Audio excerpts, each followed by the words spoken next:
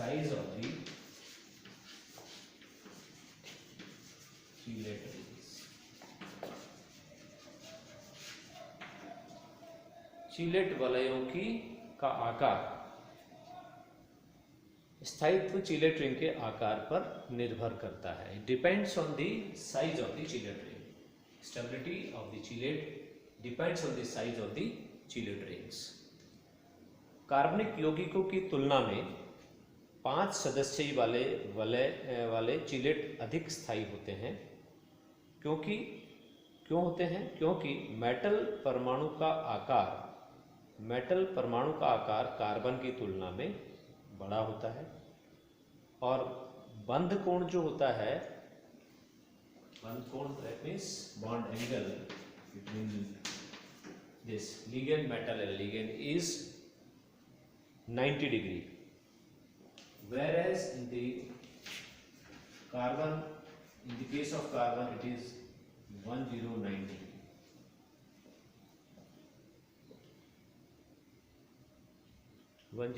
Degree 5 minutes. अगर इसको पूरा लिखना है 109 degree 5 minutes in case of carbon.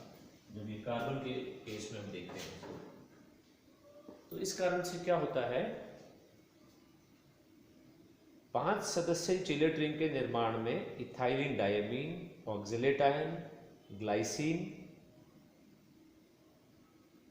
ये जो लिगेंड्स हैं, और डाइमिथाइल ग्लाइऑक्सिम DMG, इन लिगेंड्स का उपयोग होता है. एसिटाइल एसीटोन जो होता है वो 6 मेंबर रिंग बनाते हैं, 6 सदस्यीय वलय बनाते हैं जो अनुनाद के कारण स्थायी होते हैं. तो देखिए, स्क्वायर प्लेनर कॉम्प्लेक्सेस और ऑक्टाहेड्रल कॉम्प्लेक्सेस जो हैं उनकी तुलना भी कर सकते हैं आप. उनमें बॉन्ड एंगल 90 डिग्री और 109 डिग्री मिनट्स एंड 5 मिनट्स होता है.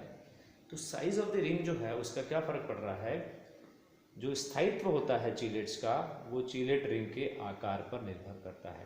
कार्बनिक यौगिकों में 5 सदस्यीय वाले जो रिंग होती हैं वो यौगिक स्थायी नहीं होते, जबकि उनकी तुलना में चीलेट्स जो होते हैं they are more stable. 5 membered chelates are more stable than the organic compounds. क्यों कारण क्या है उसका वो ध्यान दीजिएगा आप. क्योंकि मेटल एटम जो होता है उसका आकार कार्बन की तुलना में बड़ा होता है. The major factor is the size of this metal is greater than this. इसकी तुलना में इसका आकार बड़ा होता है कार्बन की तुलना में. इसलिए बंध कोण जो होता है वो लिगेंड मेटल लिगेंड के बीच में 90 डिग्री होता है, जबकि कार्बन में इट इज 109 डिग्री 5 मिनट्स होता है. और जो 5 मेंबर्ड चीलेट रिंग्स के उनके निर्माण में काम आते हैं ethylene diamine, oxalate ion, glycine, dimethyl ग्लाइऑक्सिम, ये लिगेंड्स का उपयोग होता है.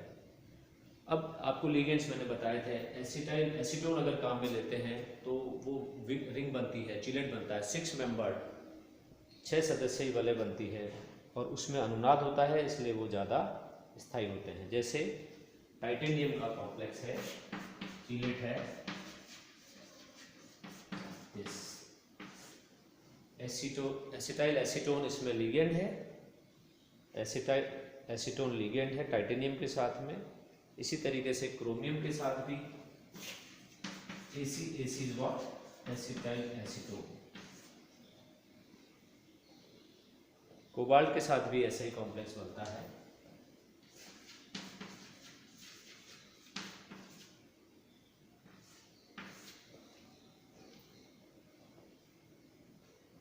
और इनमें क्या होता है कि ये 6 मेंबर रिंग बनने के कारण स्थायी है और 6 से ज़्यादा वलय वाले भी ज्ञात हैं कॉम्प्लेक्सेस चीलेट्स, परंतु उनका स्थायित्व ज़्यादा नहीं होता.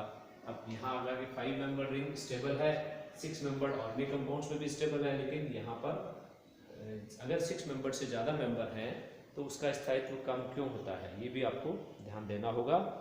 नंबर 1 उसका जो कारण है वो क्या है, मेटल के पास आने के लिए अतिरिक्त ऊर्जा की आवश्यकता पड़ती है. 6 से ज़्यादा सदस्यीय वलय बनाने के लिए लिगेंड ज़्यादा चाहिए, तो उनको मेटल के पास आने के लिए they need more energy. Metal के पास आने के लिए अतिरिक्त ऊर्जा की आवश्यकता पड़ती है। Additional energy is required to come और to approach the metal ion central metal atom, that's why they are less stable. कौन कम स्थायी होते हैं? 6 से ज़्यादा वलय वाले सदस्य वलय वाले चीलेट्स। क्यों होते हैं? पहला कारण मैंने आपको बताया, क्योंकि मेटल आयन के पास आने के लिए अतिरिक्त ऊर्जा की आवश्यकता पड़ती है। दूसरा सेकंड फैक्टर, दूसरा कारण क्या? उनके स्थायित्व के कम होने का।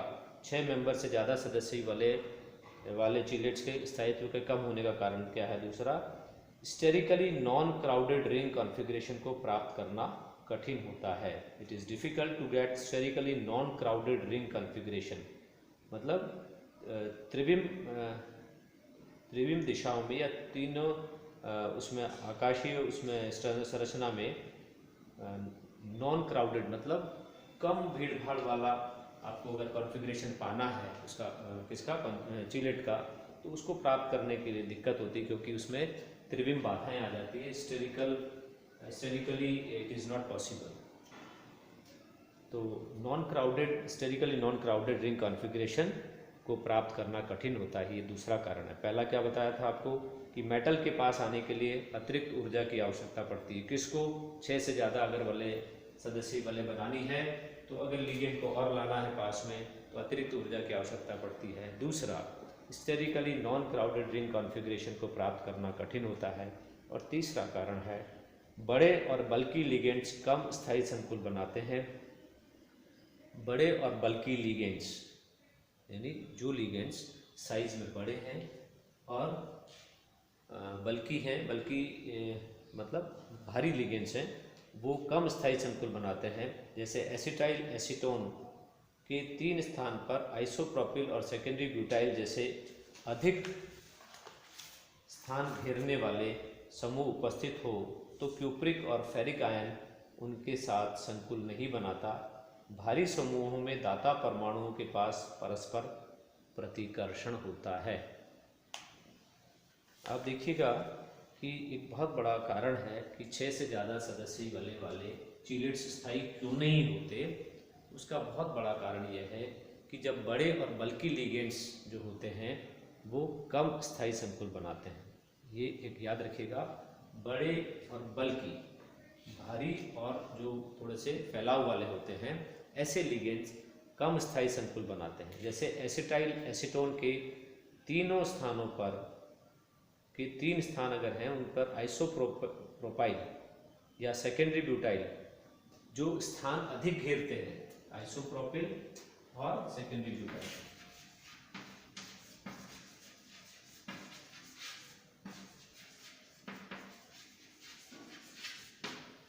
ऐसे अगर समूह उपस्थित होते हैं तो क्यूप्रिक और फेरिक आयन उनके साथ संकुल नहीं बनाता है, क्योंकि भारी समूहों में दाता परमाणुओं के पास परस्पर प्रतिकर्षण होता है। ये जो भारी समूह है, इनमें जो दाता परमाणु है जिनसे मेटल से जुड़ना है, उनमें क्या होता है, आपस में प्रतिकर्षण होता है। दाता परमाणुओं में प्रतिकर्षण हो गया तो वो लिगेंड के मेटल के साथ में बॉन्ड नहीं बनाते, कोऑर्डिनेट बॉन्ड नहीं बनाते। ये 3 कारण याद रखिएगा। 6 से ज़्यादा सदस्य वाले जो कॉम्प्लेक्सेस होते हैं, संकुल होते हैं, चीलेट्स होते हैं, वो कम स्थायी होते हैं। 6 तक तो स्थायित्व ज़्यादा होता है चीलेट्स का, लेकिन उसके बाद में स्थायित्व कम होता है। पहला कारण मैंने बताया आपको कि मेटल के पास आने के लिए अतिरिक्त ऊर्जा की आवश्यकता पड़ती है। दूसरा, sterically non crowded ring configuration को प्राप्त करना कठिन होता है। और तीसरा कारण है, बड़े और बल्कि लिगेंड्स कम स्थायी संकुल बनाते हैं। जैसे एसिटाइल एसीटोन के तीनों स्थानों पर आइसोप्रोपिल और सेकेंडरी ब्यूटाइल जैसे अधिक स्थान घेरने वाले समूह उपस्थित हों, तो क्यूप्रिक और फेरिक आयन उनके साथ संकुल नहीं बनाएगा। भारी समूहों में दाता परमाणुओं के पास परस्पर प्रतिकर्षण होता है। These are the 3 factors which clarifies the less stability of higher number of rings, more number of rings than 6।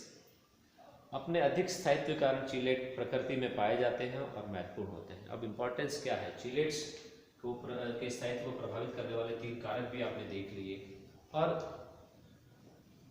ये जो चीलेट्स का स्थायित्व अधिक होता है, ये प्रकृति में पाए जाते हैं, नेचर में पाए जाते हैं और महत्वपूर्ण होते हैं, इंपॉर्टेंट भी हैं। जैसे आपने देखा होगा आरबीसी जो होती है अपने ब्लड में, उसका लाल रंग उनमें उपस्थित हीमोग्लोबिन के कारण होता है, जो आयरन पोरफायरिन कीलेट है। Iron porphyrin chelate, iron porphyrin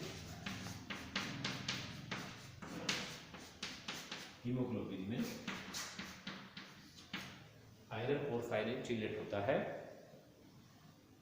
इसी तरीके से प्लांट्स का जो क्लोरोफिल होता है वो हरे रंग का, वो मैग्नीशियम पोरफायरिन चीलेट है। उसमें आयरन के स्थान पर मैग्नीशियम आ जाता है। ये क्लोरोफिल,